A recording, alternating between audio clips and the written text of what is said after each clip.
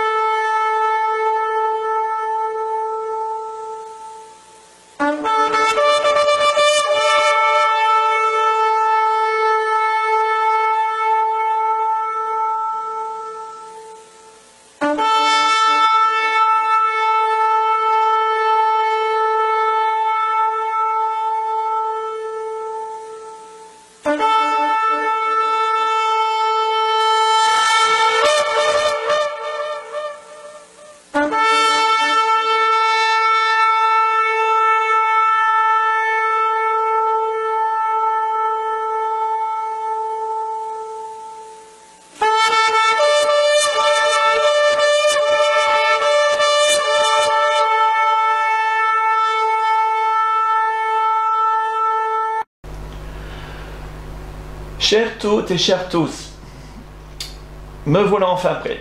Du moins, je l'espère, parce que ça fait plusieurs tentatives que j'essaye de faire, de présenter, enfin de commencer cette vidéo. Je suis fatigué avant de commencer. Ça fait plusieurs heures, beaucoup d'heures que je travaille depuis déjà cette journée. Alors, en tout cas, j'ai le plus grand plaisir de vous présenter aujourd'hui un sujet qui me tient particulièrement à cœur, puisqu'il s'agit du mystère de l'enlèvement des saints. Alors, cette vidéo s'adresse pour l'essentiel aux vrais chrétiens, lesquels avant tout se reconnaîtront, et pour ceux qui aimeraient en savoir plus sur le sujet, pour en tout cas avoir eu l'occasion de visionner mes précédentes vidéos, notamment sur le thème donc, des mystères du royaume, et qui, j'en suis persuadé, ne sont pas restés insensibles au sujet. Pour faire suite à mon thème, je vais commencer par résumer les vidéos précédentes, comme j'ai pour l'habitude de faire. Nous avons donc commencé par aborder notre thème avec les différentes phases du royaume de Dieu. Au début, le royaume fut prophétisé et promis par l'alliance divine avec David et sa postérité.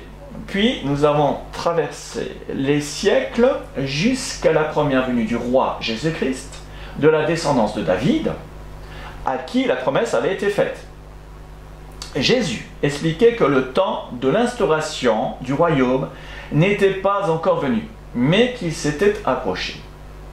Et malgré les manifestations et autant d'aperçus de ce futur royaume de Dieu sur terre, en la présence du roi au milieu du peuple, tant par ses enseignements, sa personnalité exceptionnelle, son caractère débonnaire, une prestance et une autorité hors du commun, une sagesse à toute épreuve et insoutenable face aux hypocrites, une démonstration de la puissance de Dieu par des prodiges et des guérisons spectaculaires, eh bien, malgré toutes ces preuves, les Juifs n'ont pas reconnu leur Messie et l'ont même rejeté jusqu'à le crucifier.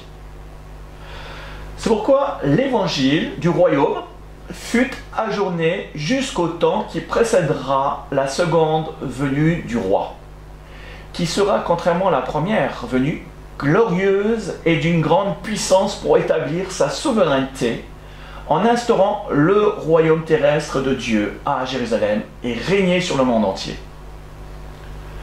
Dès lors que l'évangile du royaume fut différé à un temps ultérieur, le royaume sera présenté sous une forme de différents mystères et de paraboles correspondant à l'intervalle entre les deux venues du Seigneur, lesquels, eh bien, mystères en question, seront révélés progressivement aux seuls élus et enfants de Dieu.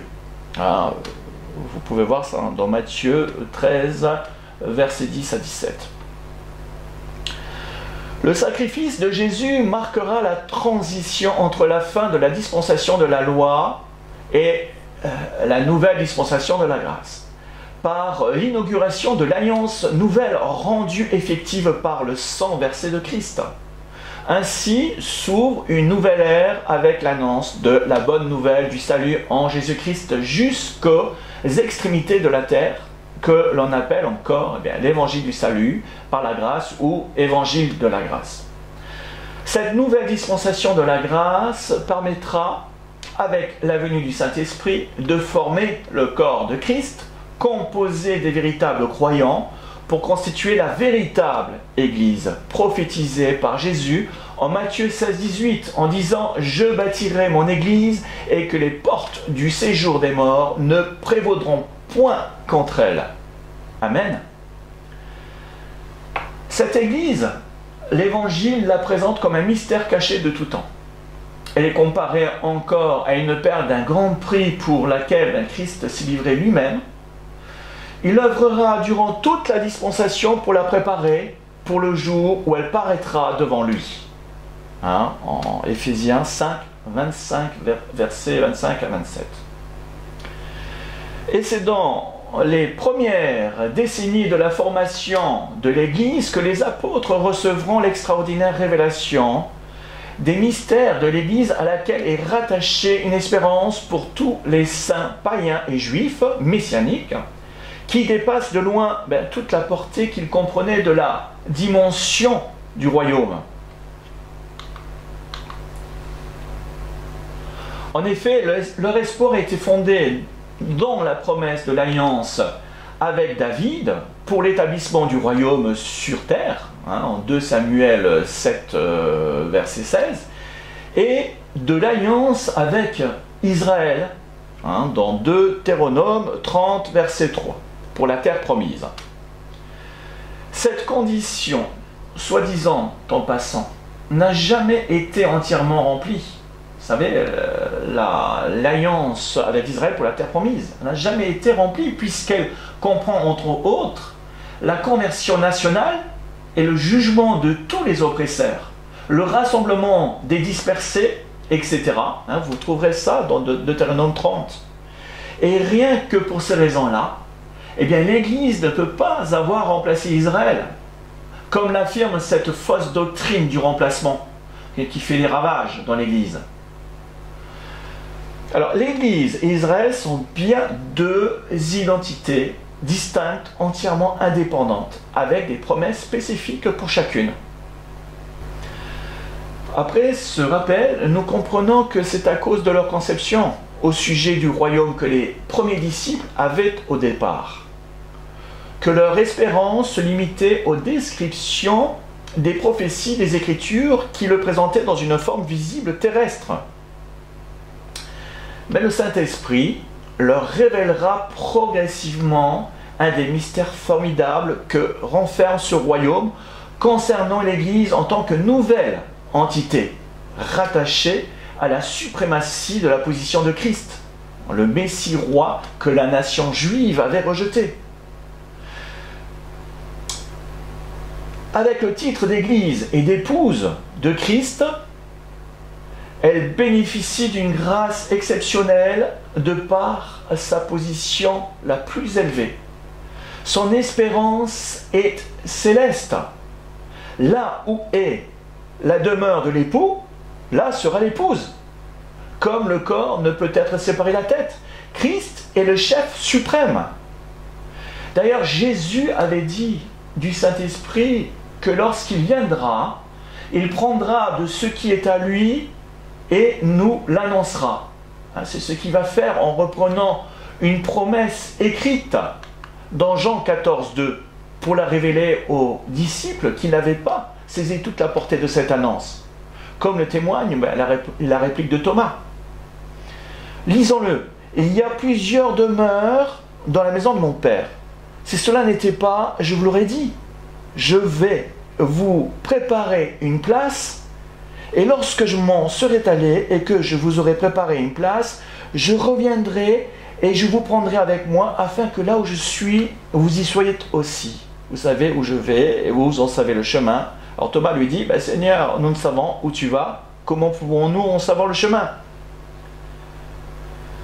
Alors c'est une formidable promesse de Jésus à l'égard de la véritable Église. Elle fait l'objet d'un privilège à un niveau suprême.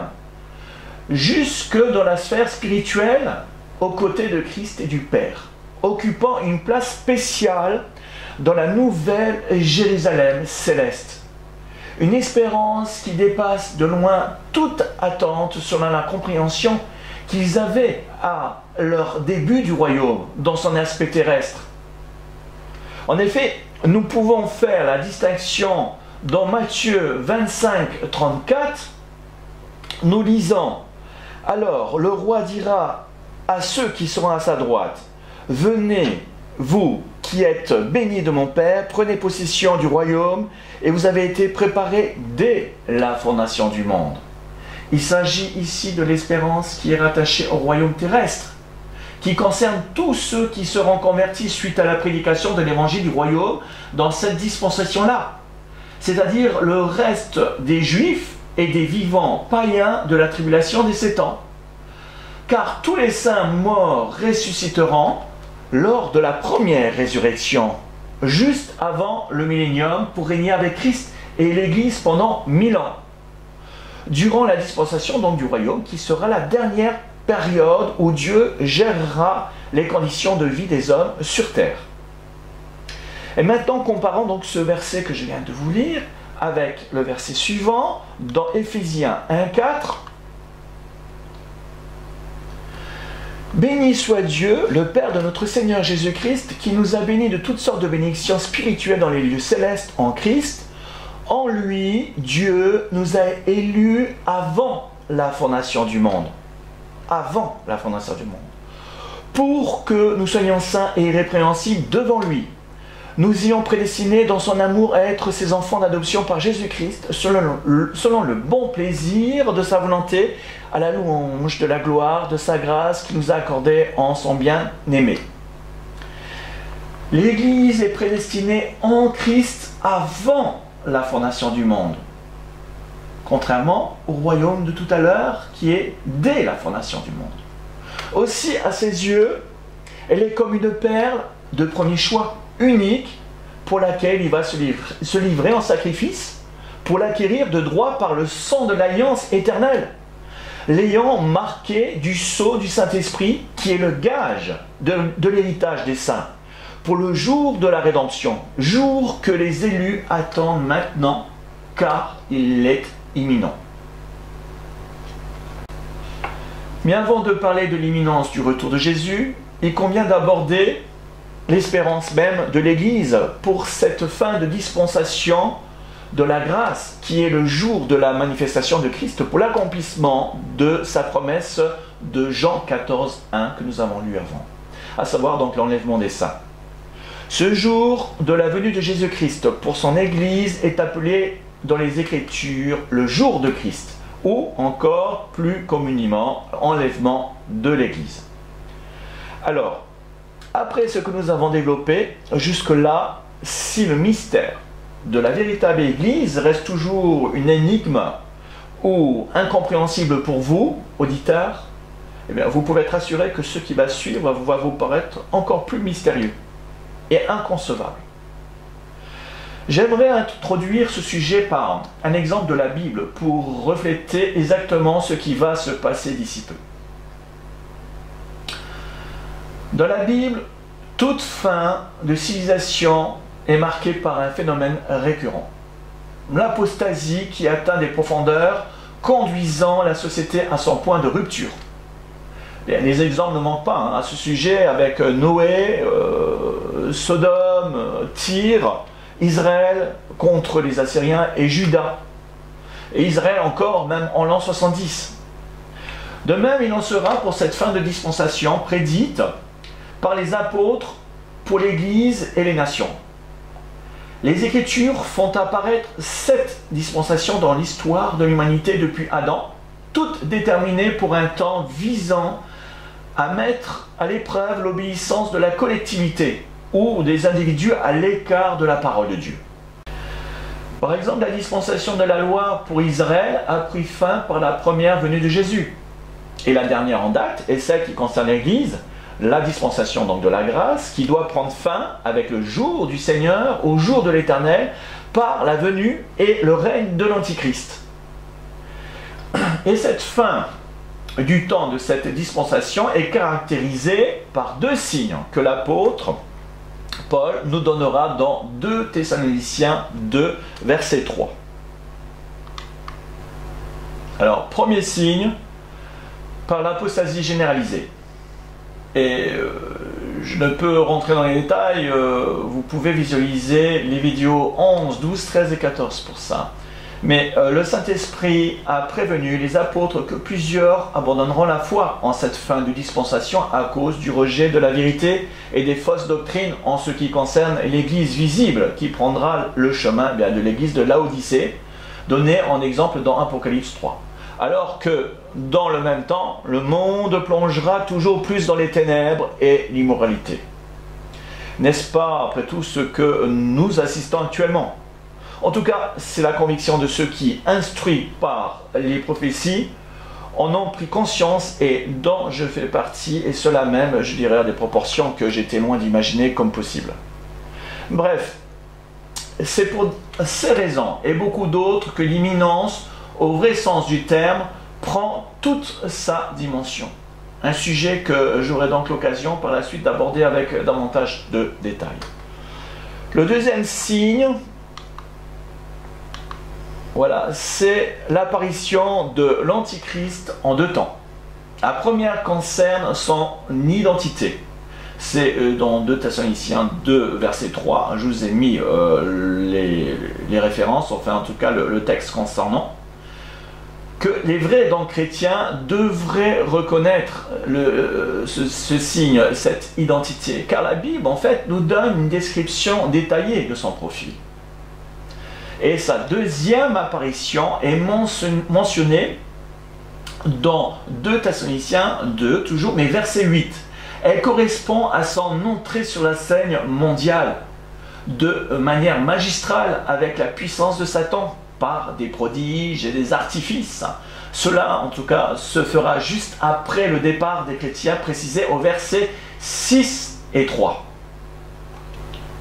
Et ce sera le premier sceau du cavalier de l'Apocalypse, le cavalier blanc. Mais j'attire votre attention sur le fait que ces 2 signes coexistent au même moment de rendez-vous pour signifier la fin de la dispensation de l'Église. C'est pourquoi je vous en ai parlé. Cependant, tout va être déclenché par le jour du Seigneur. Un événement planétaire qui va mettre le monde dans le chaos. Et dont nous reparlerons dans la prochaine vidéo. Mais là où je voulais en venir, c'est qu'avant que le monde ne plonge dans le chaos prophétisé par les prophètes de l'ancien temps et les premiers apôtres de l'Église, Dieu a prévu une échappatoire pour ses élus. Comme il prévoit toujours une échappatoire avant de faire venir le jugement sur la civilisation qui a atteint le comble du péché.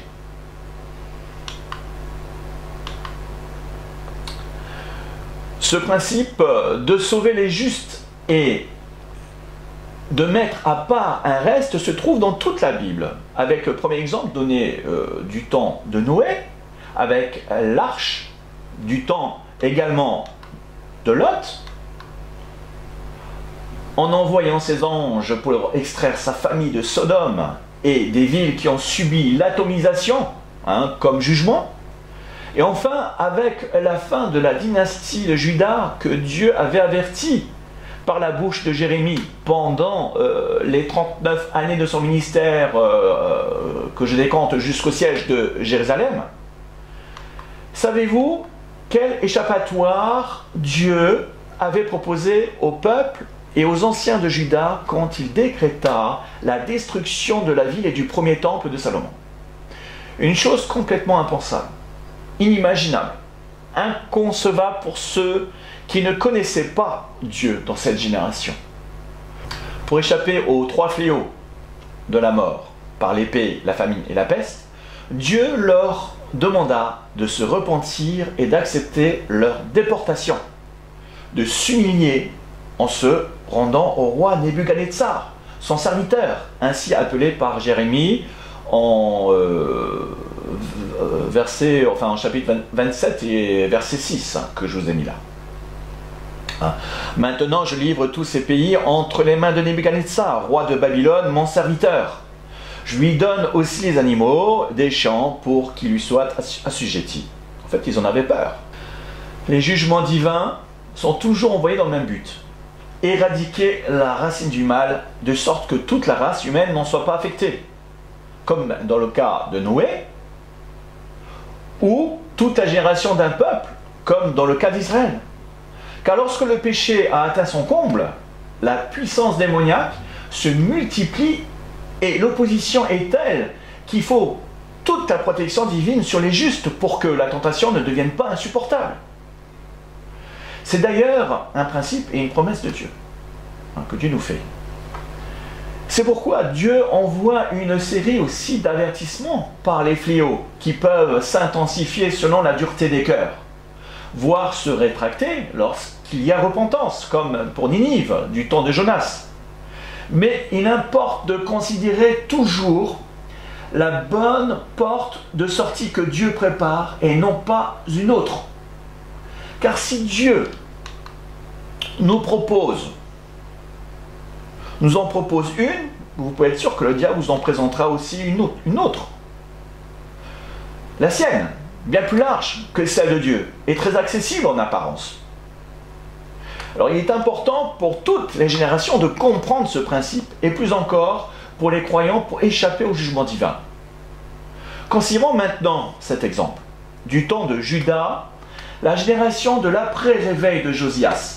Les 4 derniers rois de ce royaume étaient déjà sous le coup d'un jugement prédit à Josias à cause des grands péchés de Manassé, le roi qui a précédé en fait son grand-père. Avant Josias, donc, il n'y eut Avant Josias, il n'y eut point de roi qui, comme lui, revint à l'Éternel de tout son cœur, de toute son âme et de toute sa force, selon toute la loi de Moïse, et après lui. Il n'a point paru de semblable. Toutefois, l'Éternel ne se désista point de l'ardeur de sa grande colère, dont il était enflammé contre Juda à cause de tout ce qu'il avait fait Manassé pour l'hériter. Et l'Éternel dit: j'ôterai aussi Juda de devant ma face, comme j'ai ôté Israël. Et je rejetterai cette ville de Jérusalem que j'avais choisie, et la maison de laquelle j'avais dit: là sera mon nom. Non pas d'une manière définitive, heureusement. Mais aussitôt après la mort de Josias, le peuple désigna son fils Joachaz pour remplacer son père, sauf qu'il n'était pas l'aîné. Si bien qu'au bout de 3 mois seulement, il fut détrôné par l'arrivée du pharaon Nécho, qui l'emmena en captivité en Égypte, où il mourra. Le pharaon établit Eliakim, l'aîné du fils de Josias, qui changea son nom en Joachim. Il paya pendant 3 ans le tribut au pharaon Nécho, en taxant le peuple, Mais à la 4e année, Nebuchadnezzar, du premier grand empire universel babylonien, rentra en Israël et à Jérusalem. Et ce fut bien la première déportation dont Daniel et ses compagnons feront partie. Alors, Joachim lui fut assujetti, mais au bout de 3 ans, eh bien, il se révolta. Et là, eh bien, nous lisons: alors l'Éternel envoya contre Joachim des troupes de Chaldéens, des troupes de Syriens, des troupes de Moabites et des troupes d'Ammonites. Et il envoya contre Juda pour le détruire, selon la parole que l'Éternel avait prononcée par ses serviteurs et les prophètes. Cela arriva uniquement sur l'ordre de l'Éternel qui voulait ôter Juda de devant sa face à cause de tous les péchés commis par Manassé et à cause du sang innocent qu'avait répandu Manassé et dont il avait rempli Jérusalem. Aussi l'Éternel ne voulut point pardonner. Après 11 ans de règne qui ne furent que désolation, Nebuchadnezzar l'emmènera en captivité à Babylone, le lion de chaîne d'airain, et placera sur le trône son fils du même nom, Joachim.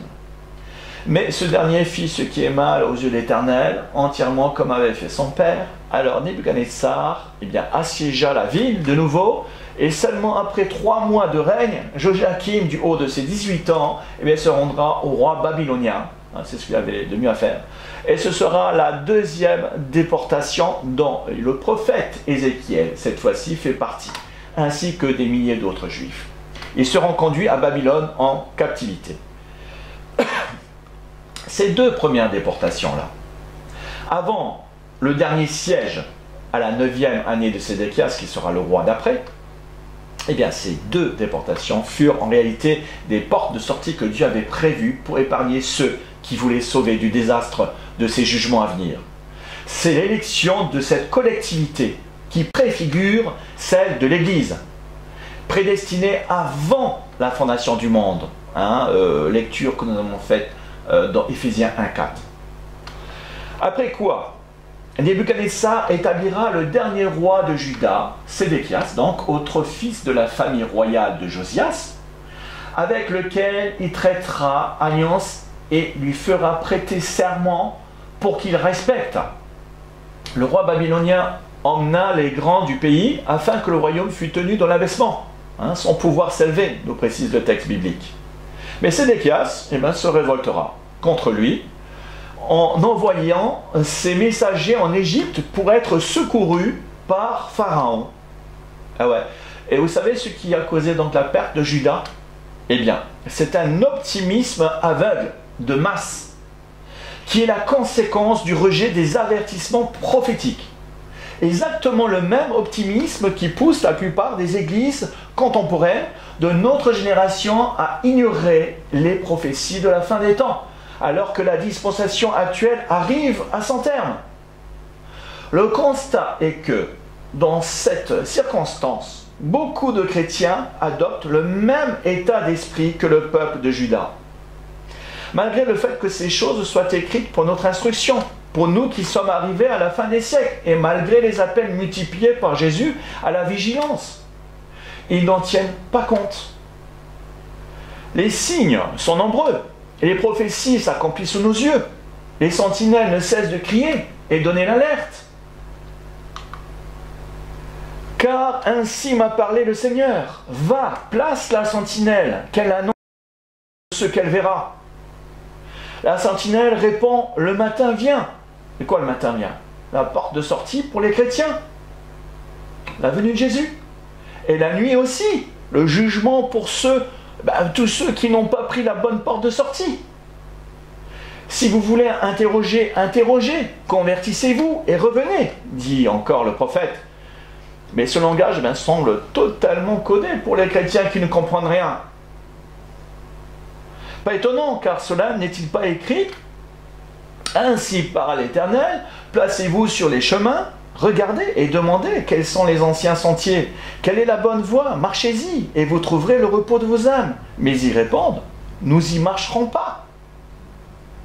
Et j'ai mis près de vous des sentinelles, soyez attentifs au son de la trompette. Mais ils répondent, nous y serons pas attentifs. C'est pourquoi écoutez, nations, sachez ce qui leur arrivera, assemblée des peuples. Écoutez, terre, voici, je fais venir sur ce peuple le malheur, fruit de ses pensées, car ils n'ont point été attentifs à mes paroles. Ils ont méprisé ma parole. L'optimisme aveugle des chrétiens d'aujourd'hui est celui qui consiste à se laisser séduire par des pensées positives qui ne viennent pas de Dieu, mais d'une vision d'un réveil qui n'aura jamais lieu pour cette dernière génération. Pourquoi ? Parce que l'erreur de l'Église aujourd'hui est de proclamer le réveil sans tenir compte de l'apostasie. En effet, elle persiste à croire au réveil spirituel pour remplir leurs églises dans lesquelles ils ont investi des millions de dollars et d'euros, alors que nous vivons le temps d'apostasie prédit par les apôtres. C'est écrit. L'Église aspire à un réveil. C'est chose légitime. Mais il faut prendre conscience de ce que la Bible révèle pour notre temps. Elle révèle quoi? À savoir que la fin des temps est caractérisée par l'apostasie.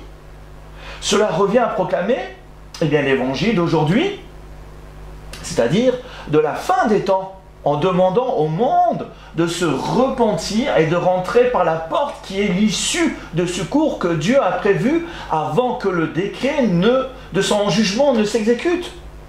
Et cette porte, c'est une église sanctifiée qui se prépare au départ de ce monde, un peu comme une arche spirituelle. Mais l'église de cette génération s'obstine en proclamant par la foi positive. Mais l'église de cette génération s'obstine en proclamant par la foi positive qu'après l'église de Philadelphie, il y a une autre grande église de Philadelphie.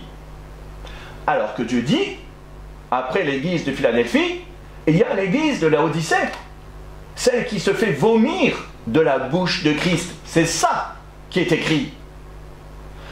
Quand est-ce que nous allons prendre au sérieux la parole de Dieu? La foi ne consiste pas à auto-proclamer les choses sans fondement biblique, comme pour faire de l'autosuggestion de masse sur la base d'une vision humaine. Pour en fait se mentir à soi-même, pour inspirer faussement le peuple de Dieu. Mais c'est de prendre au sérieux les recommandations du Seigneur quand il est dit dans Marc 13, 23. Soyez sur vos gardes, je vous ai tout prédit. C'est une parole de Jésus. Que nous a prédit Jésus?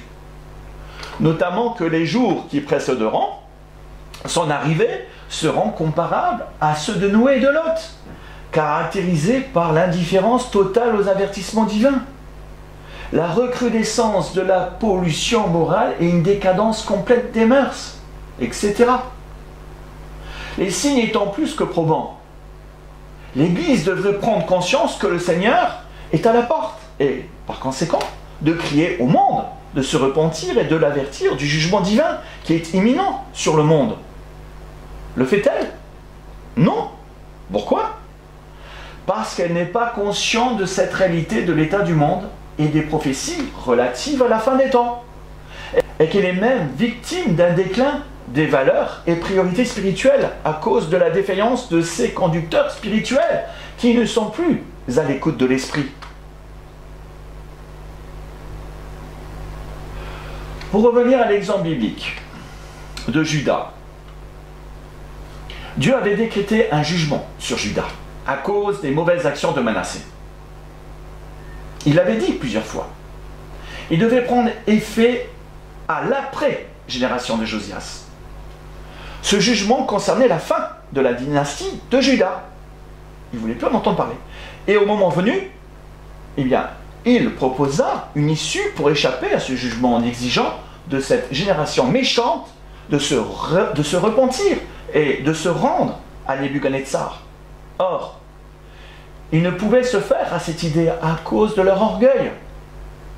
Ils ne pouvaient se faire à l'idée de la destruction de leur ville, du temple de Salomon et de la fin de Juda, car ils espéraient la délivrance venant d'Égypte, vers laquelle ils avaient envoyé, n'est-ce pas, des messagers.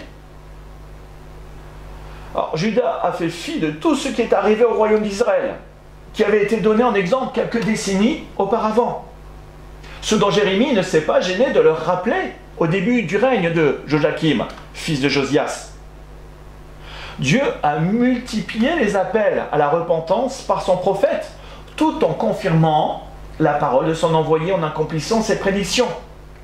La mort de Joachim, qu'il avait prédit, la déportation de son fils Jéconia, la mort soudaine en quelques mois du faux prophète Anania et le siège de Jérusalem.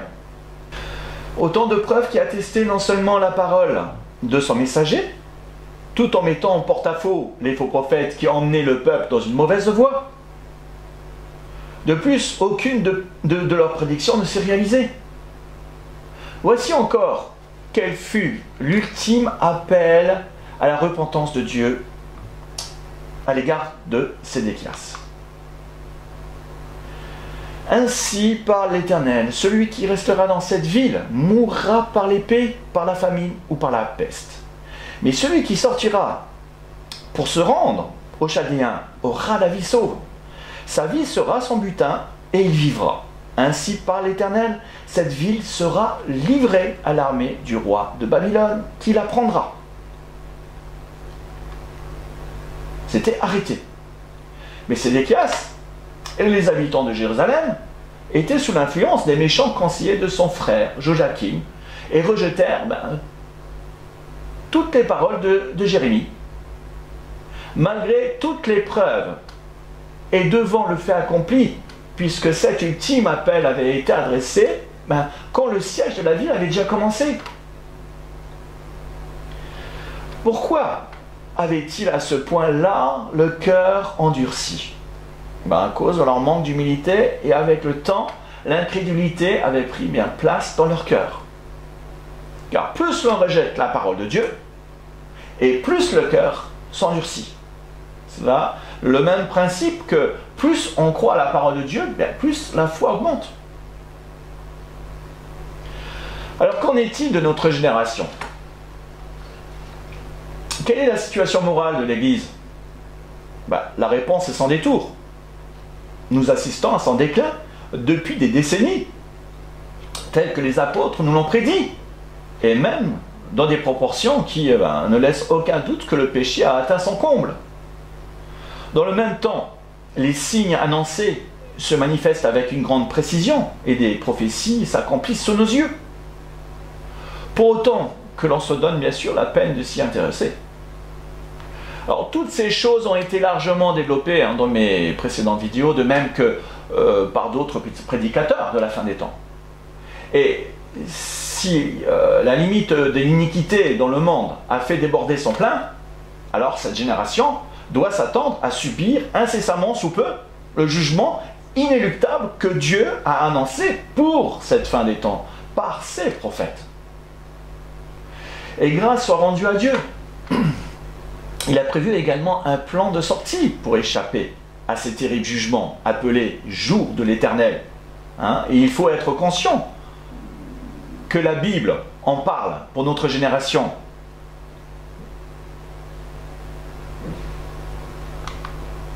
Alors voilà, je vous ai mis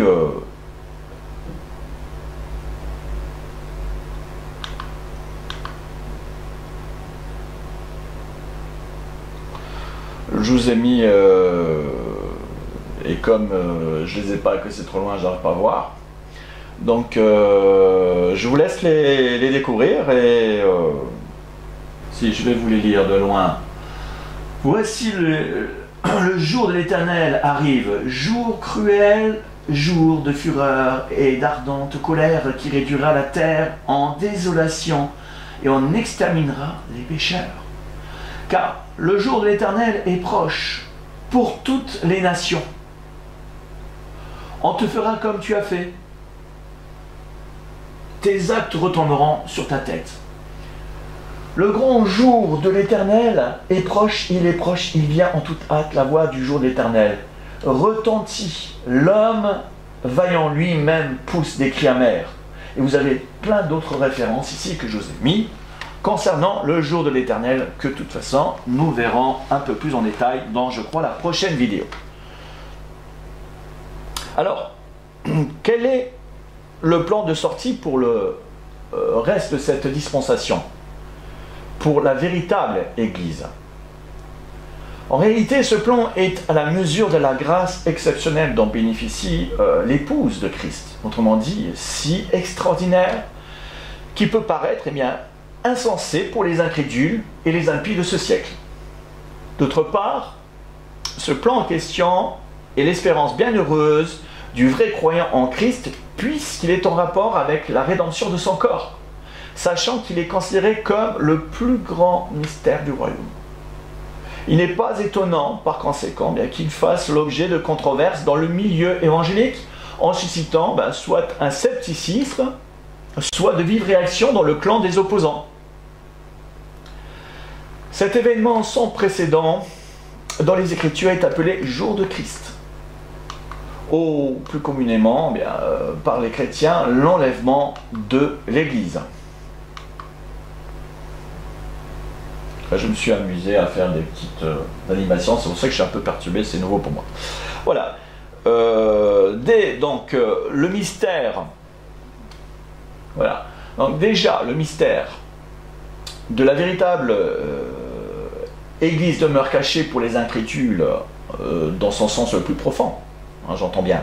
Mais plus encore, le mystère de l'enlèvement de l'Église apparaît comme invraisemblable et même inconcevable pour ceux qui ne sont pas des enfants de Dieu et les élus de Dieu. Avant que je ne développe le sujet de l'enlèvement de l'Église, j'aimerais rajouter un mot au sujet des prophètes d'aujourd'hui. Où sont les Jérémie et Ézéchiel de la fin des temps? C'est la question que je me suis souvent posée, sans doute que vous aussi. Et de toute évidence, il n'y en a pas de semblable. Cela se saurait. Est-ce à dire qu'il n'y a plus de prophètes? Non, bien sûr. Mais il y a différents degrés.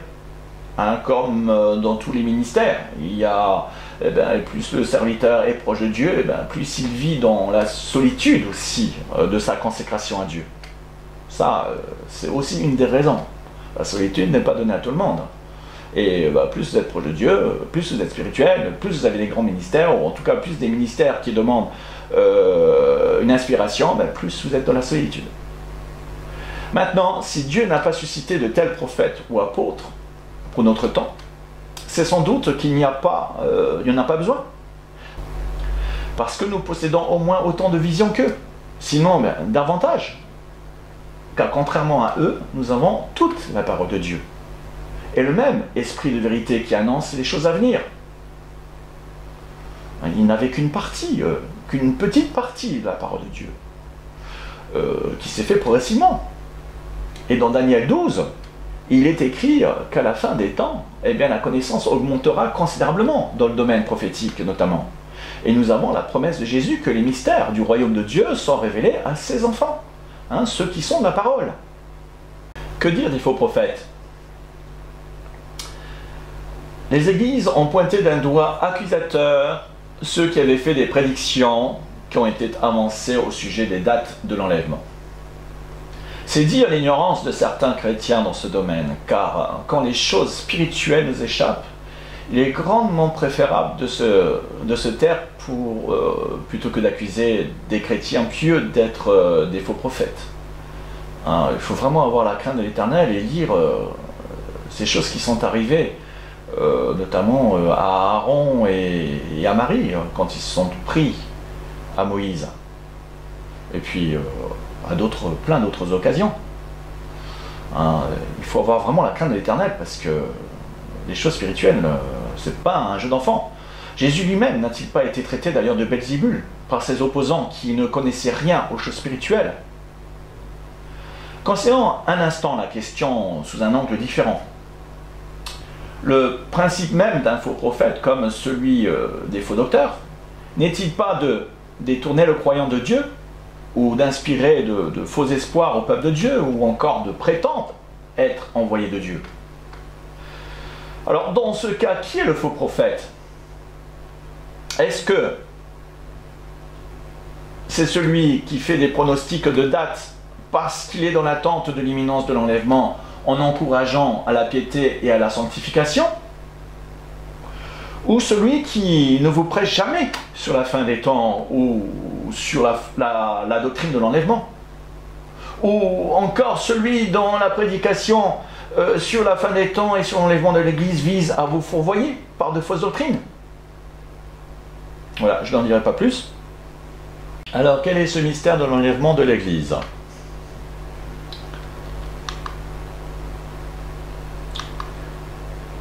Voici, je vous dis un mystère. Nous ne mourrons pas tous, mais nous serons tous changés. En un moment, en un clin d'œil, à la dernière trompette, car la trompette sonnera et les morts ressusciteront incorruptibles et nous serons changés. Car il faut que ce corps corruptible soit revêtu de l'incorruptibilité et que ce corps mortel soit revêtu de l'immortalité. Dans 1 Corinthiens 15, 50-52. Paul nous partage les révélations concernant un mystère en rapport avec un événement de la fin de la dispensation de l'Église qui va faire l'objet de cette espérance nouvelle durant toute la vie du chrétien. À savoir que, premièrement, toutes les générations des chrétiens qui mourront en Christ, ou si vous préférez qui demeurent fidèles en Christ jusqu'à leur mort, seront ressuscités selon la promesse de Jésus comme les prémices de la moisson. Alors vous verrez ça dans 1 Corinthiens 15, 23 aussi. Deuxièmement, il fait la déclaration formelle qu'une partie des chrétiens ne mourra pas, notamment celle de la dernière génération, car il laisse clairement entendre que la transformation de leur corps se produira de leur vivant, sans passer par la mort, en revêtant l'incorruptibilité et donc l'immortalité. Cette transformation revient à ce que Paul explique dans Romains 8 concernant la rédemption de notre corps à laquelle le chrétien aspire durant toute sa vie chrétienne pour être auprès du Seigneur. Cela s'opérera instantanément en un clin d'œil. Le mot grec est atomos, pour un instant. Pour dire entièrement et à la vitesse d'un éclair. Alors Paul nous donnera plus de précisions sur cet événement dans aussi 1 Thessaloniciens 4, versets 15 à 18, ça que tout le monde connaît, mais qu'on va reprendre parce qu'on va le développer. Voici en effet ce que nous déclarons d'après la parole du Seigneur. Ce que nous déclarons, dit Paul. Nous, les vivants, restés pour l'avènement du Seigneur, nous ne devancerons pas ceux qui sont morts. Car le Seigneur lui-même, à un signal donné à la voix d'un archange, descendra du ciel, et au son de la trompette de Dieu, les morts en Christ ressusciteront premièrement. Ensuite, nous, les vivants, qui serons restés, nous serons tous ensemble enlevés avec eux sur des nuées, à la rencontre du Seigneur dans les airs, et ainsi nous serons toujours avec le Seigneur. Consolez-vous donc les uns les autres par ces paroles. Amen. Paul confirme bien que cet événement se fera en deux temps. Premièrement, par la résurrection de tous les morts en Christ depuis la naissance de l'Église, à la Pentecôte par la venue du Saint-Esprit. Et deuxièmement, les vivants de la fin de la dispensation de l'Église qui seront d'abord transformés en un clin d'œil, puis enlevés sur des nuées en rejoignant les ressuscités pour partir à la rencontre du Seigneur dans les airs. La rédemption des corps des vivants est une transformation de notre corps terrestre en un corps spirituel céleste par la puissance du Saint-Esprit, par lequel nous avons été scellés lors de notre conversion. Elle se fera instantanément pour passer du monde physique à la sphère invisible, ce qui nous dérobera aux yeux des témoins de ce monde. Et cette transformation nous fera alors monter vers le Seigneur. C'est pourquoi aucun des habitants, et j'insiste bien dessus, aucun des habitants de la terre ne verra ni le ciel s'ouvrir, ni Jésus-Christ, ni même les anges. Ils seront seulement témoins des tombeaux qui s'ouvriront, ceux des morts en Christ, et verront disparaître les élus vivants sous leurs yeux. C'est les élus qui verront le Seigneur. C'est pas le monde. Il faut bien faire la différence. C'est les élus une fois dans leur montée, quand ils verront le Seigneur, qui seront en même temps transformés. Et voici deux manières Et voici de quelle manière les choses arriveront. Un signal donné par un archange, le Seigneur commencera à descendre dans les airs. C'est la première trompette de Dieu qui, à la voix du Fils de Dieu, qui a le pouvoir de s'assujettir toutes choses, il commande à la terre afin que toutes les générations rendent les morts en Christ pour leur résurrection. Les morts en Christ. Ensuite viendra la dernière trompette de Dieu, commandant aux vivants ayant reçu le sceau du Saint-Esprit et étant remplis d'huile, pour la rédemption de leur corps et pour leur arrachement à cette terre. Le mot enlevé ici, le mot qui est utilisé pour enlever est harpazo. Harpazo en grec qui peut être traduit par arracher, saisir, s'emparer.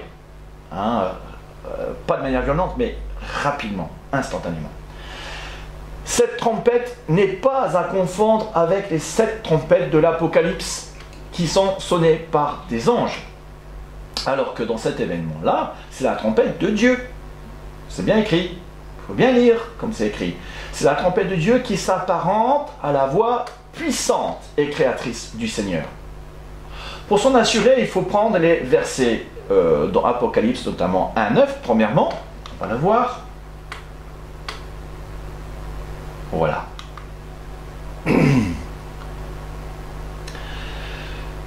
C'est important de comprendre ça. Moi, Jean, votre frère, et qui est part avec vous à la tribulation et au règne, et à la patience de Jésus-Christ, j'étais dans l'île appelée Patmos pour la parole de Dieu et pour le témoignage de Jésus-Christ. Je fus ravi en esprit à un jour appartenant au Seigneur.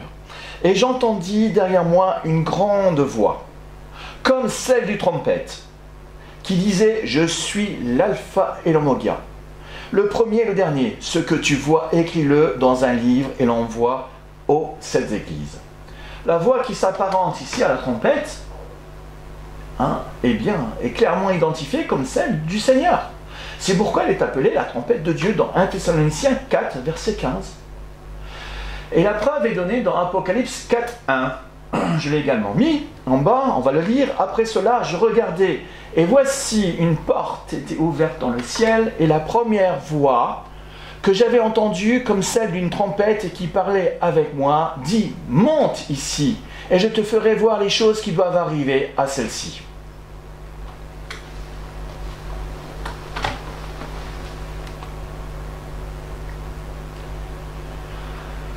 C'est là aussi une belle preuve du pré-tribulationnisme, car voici la trompette de Dieu sonne pour Jean, qui préfigure l'Église, la voix lui ordonnant de monter au ciel comme porte de sortie, avant que le premier sceau ne s'ouvre. D'ailleurs, il ne sera plus question de l'Église avant la fin des événements apocalyptiques jusqu'au chapitre 19. Comprenez-vous? Tous ces textes sont liés pour une meilleure compréhension du mystère de l'enlèvement. Voici une porte était ouverte dans le ciel. C'est la porte de sortie, la dispensation de l'Église que le Seigneur a préparée pour l'Église de Philadelphie. C'est ce que nous allons voir. C'est bien dans Apocalypse 4:1. Voici une porte était ouverte dans le ciel. Et dans Apocalypse 3,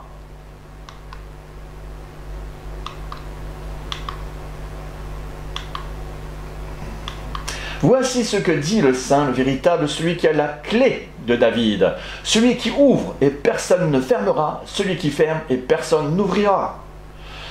Je connais tes œuvres, voici parce que tu as peu de puissance et que tu as gardé ma parole et que tu n'as pas renié mon nom, j'ai mis devant toi une porte ouverte que personne ne peut fermer.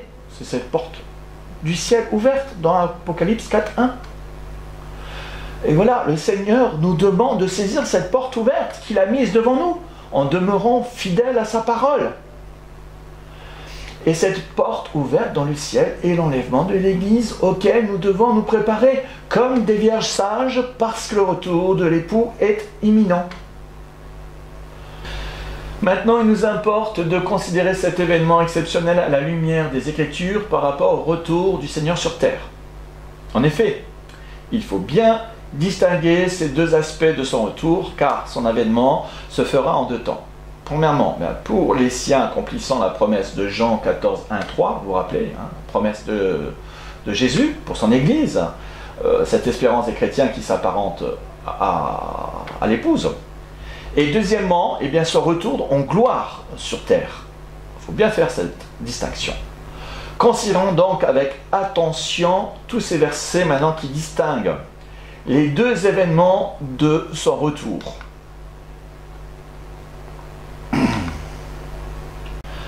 Premièrement donc, l'enlèvement de l'Église se fera dans un contexte, c'est important, contexte de sortie avant les jugements des nations. Contexte de paix relative, mais de paix quand même. Voir donc justement toutes les références de celles que nous avions vues dans 1 Corinthiens 15, 50, 52, 1 Thessaloniciens 4, 15, 4 versets 15 à 18, Apocalypse 1, et Apocalypse 4, Apocalypse 3 aussi, du verset 7 à 8, et tous ces versets sont dans un contexte de paix relative, mais de paix quand même. Alors, tandis que son retour sur terre se fera, lui, dans un contexte de chaos total, pour libérer les élus composés du reste des juifs et des chrétiens de la tribulation. Voir justement dans Apocalypse, je vous ai mis Apocalypse 19, nous allons le lire, c'est quand Jésus reviendra sur terre, puis je vis le ciel ouvert et voici parut un cheval blanc. Celui qui le montait s'appelle fidèle et véritable et juge et combat avec justice. Ses yeux étaient comme une flamme de feu. Sur sa tête étaient plusieurs diadèmes. Il avait un nom écrit que personne ne connaît si ce n'est lui-même. Et il était revêtu d'un vêtement teint de sang. Son nom est la parole de Dieu. Les armées qui sont dans le ciel le suivaient sur des chevaux blancs, revêtus d'un fin lin blanc pur. De sa bouche sortait une épée aiguë pour frapper les nations, et les pétra avec une verge de fer. Il foulera la cuve du vin de l'ardente colère du Dieu Tout-Puissant. Il avait sur son vêtement et sur sa cuisse un nom écrit « Roi des reins, roi et Seigneur des seigneurs ». On voit bien que le contexte n'est pas du tout le même. Nous sommes dans un contexte de fin de tribulation, et non de fin de dispensation de la grâce de l'Église. Donc, ensuite, deuxièmement, l'enlèvement de l'Église se fera par le retour du Seigneur de la même manière qu'il est parti en quittant les siens le jour de l'Ascension, c'est-à-dire d'une manière discrète aux yeux du monde.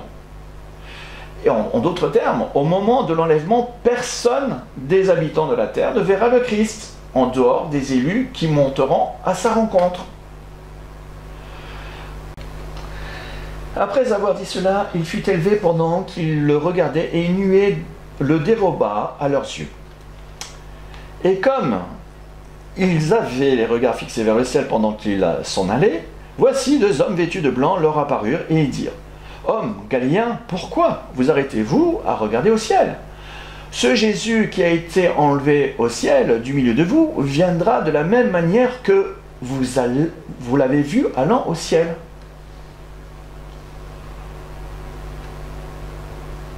Ce passage comparé maintenant au retour du Seigneur, du Fils de l'homme, sera visible de tous les habitants de la terre.